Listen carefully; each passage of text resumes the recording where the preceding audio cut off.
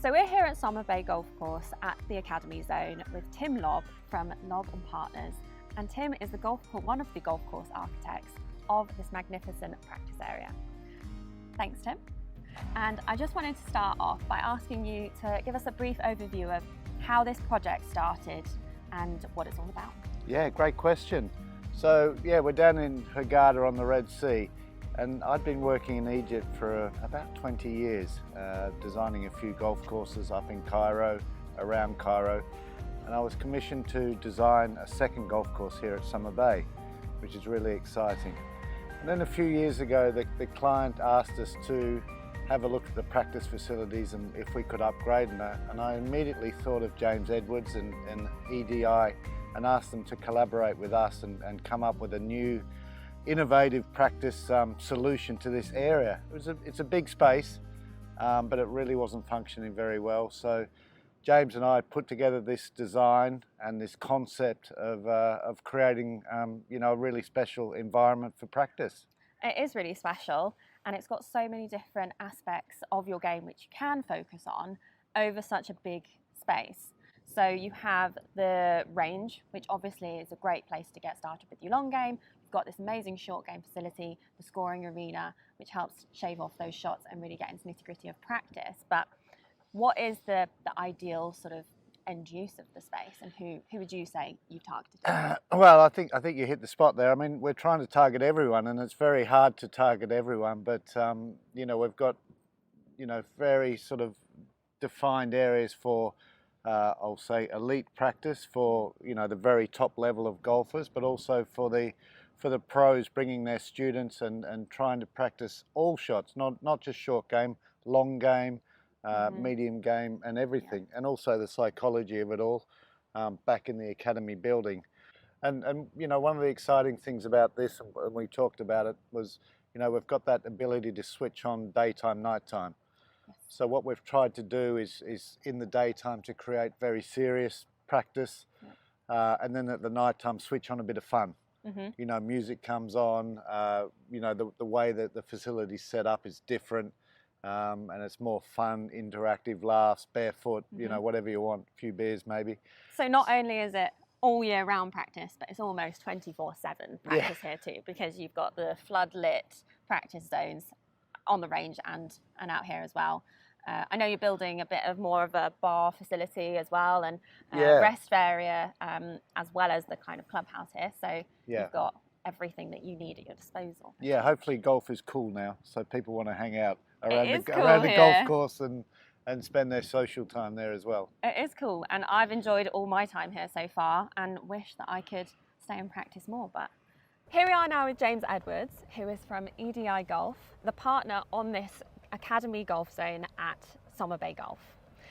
James is an expert in the Academy design, which is what makes this area so special. So, James, thank you again for having a quick chat with me. Thank you, Caroline. I'm excited to get into the nitty-gritty of the design on this place. But first of all, just tell me and everyone about the kind of broader design of the whole facility. Thank you, yeah. So we had a relatively flat parcel of sand. When I say relatively flat, it was flat.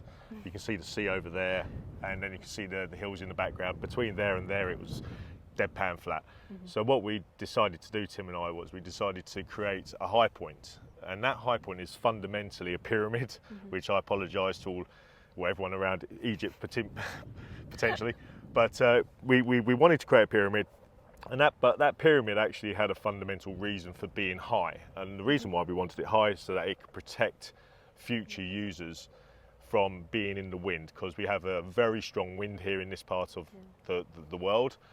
Which is brilliant for the water sports, but for golf clearly it needed a bit of shelter. Yeah. So fundamentally that's where Tim and I started. We started from that moment, and then from that you create your zones, which is your protection or protected areas. So that was the major, the actual design. It's 40 acres. Yeah.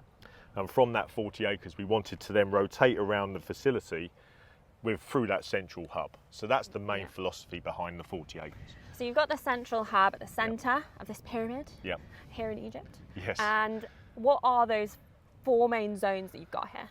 So the short game is made up of many aspects. I find this, I take it extremely personal actually in what I do, because I believe personally that the short game consists of anything with a wedge.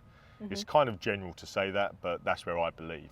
So each facility around here is associated with the short game.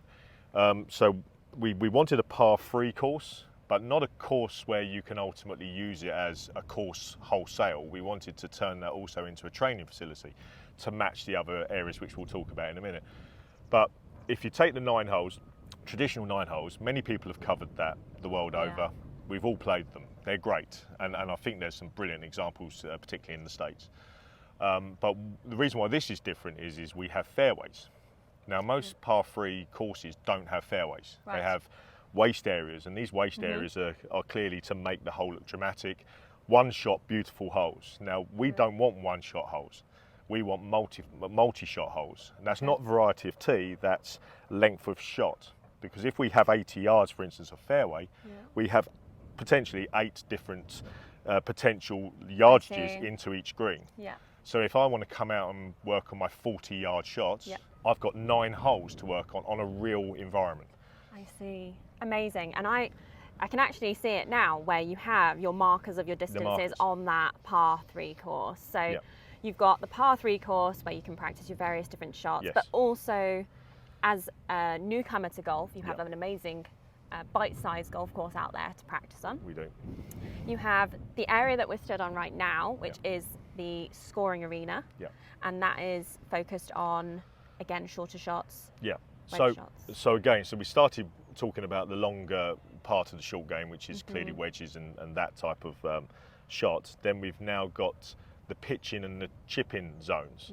You could argue that we've also got a mix of pitching obviously on the par 3 because we've got these different distances, but coming to this area we wanted to create a facility where clearly it's a chipping zone, but there's more to it than that. If I want to open my shoulders up and hit a 40-yard shot, we wanted to cover that, and that's what makes this different. I think you alluded to it earlier. We wanted the surround to be much bigger than the green. Now, in traditional short game architecture, you have a green that's normally dominant. For a short game, it's not the green you need to be dominant on, it's actually the surround needs to be the feature of a short game area, because it's clearly you chip from a surround, you don't chip from a green. They're the different shots you need to practice where it sounds simple. Around the green. It sounds really simple, but I've been around the world fortunately to look at many of the best, and people don't understand that you have to give at least 40 yards, because it's a great debate, this, and any pro that may be watching this, you know, I always make this point of where does a pitch turn into a chip or a chip turns into a pitch. And so I come up with a distance where I think if you're turning and you're hinging, then at that point clearly it turns into a pitch, whereas a chip is supposed to be one piece. So you could argue that you can chip a ball 30 yards maybe. So that's why every zone has up to 30 yards. We've tried to get 30 yards in most places, but clearly we didn't quite get it in some of the pockets. But that's what you're trying to do, is create a chipping environment. But if I then want to pitch, I can then turn to a different angle and hit that 40-yard shot. So we have a particular angle, which I won't tell you to turn around here, where you've got at least 50, 60 yards.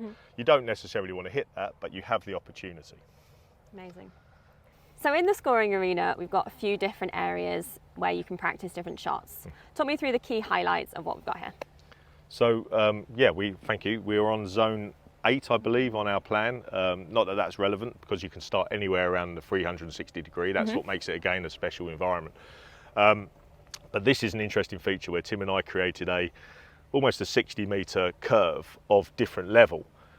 So we called it the fan area. Again, I apologise to that for the general nature of that title, but it explains exactly what we're trying to do, which is where we're currently standing here, Caroline. We've got maybe a minus 60 shot into a very sort of simple pin location, and we wanted there only to be one flag, so because we don't want to complicate this process of having multiple flags. One flag, and we want to be able to rotate around all 60 meters of this at different levels. So we're at minus 60 now. If we walk up a little bit here, you can clearly see we've walked up a tier now. We're on to a negative 30, and we have like a piece of coral here which sort of differentiates where we're going to hit from, and you can move this coral to any distance. So now we're minus 30, and we have a zone of maybe 30 meters, 25 meters. And you can see what we're going to do. Then we can walk up another tier, and this should relatively be flat to that pin location now. So Yeah, automatically I see. now, in the space of 20 metres, we've gained 3 different types of shots which we all encounter. Yeah. But for a pro, the reason why that's relevant to a pro, in my opinion, they can teach the different shot types very simply in one zone for a very simple pitch. I see. So what I've always found on my travels is you don't get this type of detail in a facility, mainly because we're not afforded the space. Yeah. But here, the company, Somabay, they gave us a very large space to develop these types of zones. Now, Tim and I worked really hard on making sure that we could give 6 different types of shot here in one zone. And these zones can be hired out, right? By if you're coming as a coaching trip, you could actually hire this whole zone for an afternoon or an hour and really get nailed down into the nitty-gritty of all these different types of shots. So this again, thank you. Yeah, this is the great aspect of this facility is we've created the 360-degree nature, because clearly you're only going to be on this zone for, let's say, half an hour, maybe an hour if you really are a detailed professional or client. Yeah. But we don't think someone's going to necessarily stay here all day and chip balls and want to hire out just this zone. But what we do want is every half an hour there'll be some type of a move on sound from the bar. Okay. And it will be everybody can then rotate to the next section. Okay, great. So in theory we could have 27 different groups Yeah. playing this hole, which again is a nice thing for a pro. They can hire out the whole thing if they want. Great. Good luck. But Intensive. Exactly. but I would much prefer it to be maybe 20 odd pros using it on a half-hour rotation. Yeah, fantastic. So that is 27 different shots that you can practice on this facility over whatever period of time that you want, whether it's a whole week, come back every day, or just nail it out in one long day on this practice zone. There's plenty to do. Yes. Amazing.